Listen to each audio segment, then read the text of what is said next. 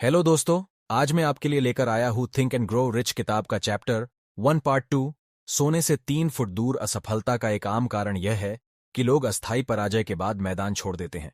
हर व्यक्ति कभी न कभी यह गलती जरूर करता है। आर यू डार्बी के एक अंकल गोल्डर्श के दौर में स्वर्ण की खोज के अभियान में जुट गए थे। खुदाई करने और अमीर बनने के लिए पश्चिम दिशा में गए। नहीं जानते थे कि धरती के नीचे जितना सोना है उससे कहीं ज्यादा सोना इंसानों के विचारों में छुपा है। तो कुदालीफा लेकर जमीन के एक टुकड़े पर खुदाई करने में जुट गए।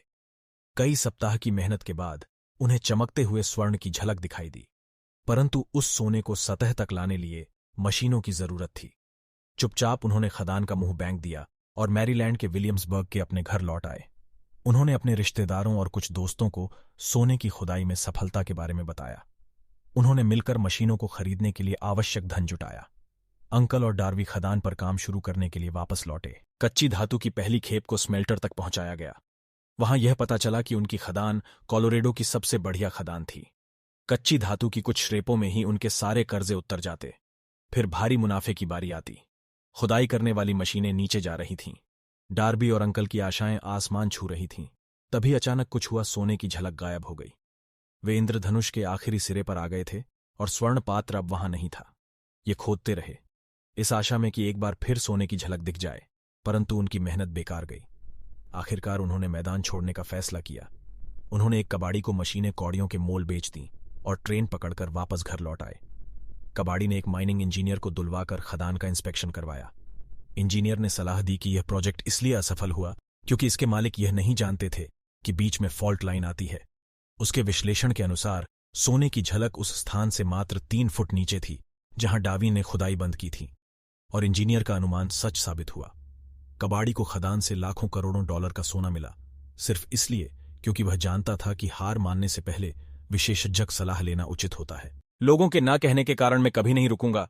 बाद में मिस्टर डार्बी ने अपने इस नुकसान की कई गुना भरपाई कर ली जब उन्होंने यह खोज लिया कि इच्छा को सोने में बदला जा सकता है। यह खोज उन्होंने तब की जब ये जीवन बीमा बेचने के बिजनेस में आए। उन्हें याद था कि उन्होंने सोने से 3 फुट दूर ही हार मान ली थी।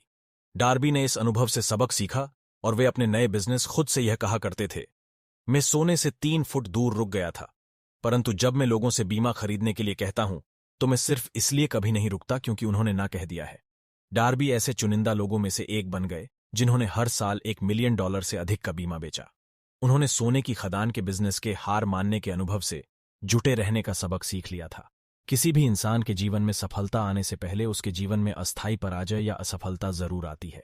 जब आदमी पराजित हो जाता है तो सबसे आसान और तार्किक रास्ता यही होता है कि मैदान छोड़ दिया जाए, और ज्यादातर लोग यही करते हैं। इस देश के सबसे सफल 500 से ज्यादा लोगों ने इस लेखक को बताया है कि उन्हें महानतम सफलता उस मोड़ पर मिली जब वे हार चुके थे और हारने के बिंदु से एक कदम आगे ही सफलता उनका इंतजार कर रही थी। असफलता बहुत चालाक और मजाकिया किस्म की होती है। इसे लोगों को तब गिराने में मजा आता है जब सफलता उनके बहुत करीब होती है। इसी के साथ इस चैप्टर का दूसरा पार्ट समाप्त होता है। अगर आपको ये वीडियो पसंद आई तो लाइक कीजिए और इस चैप्टर के तीसरे पार्ट के लिए कमेंट कीजिए एंड सब्सक्राइब करें इस चैनल को। धन्यवाद।